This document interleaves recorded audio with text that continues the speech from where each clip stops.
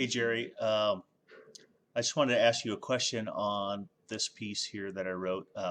So you were mentioning here about my octave parts, and I wanted to kind of just explain what I had in mind, and you let me know if you think it works or not. But starting in this section, I wanted to have the flute and piccolo basically in unison right here. Okay, so these two measures are in unison.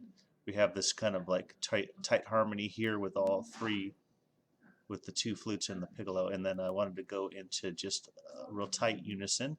That's why I have the flute one an octave higher, and then I wanted to go from that tight unison to this really wide um, unison in octaves. So I have basically four, really five octaves or six with the bass so low. But anyway, I have these three instruments in three different octaves, right? That's the piccolo's up an octave, flute's up an octave, and then that's as written there.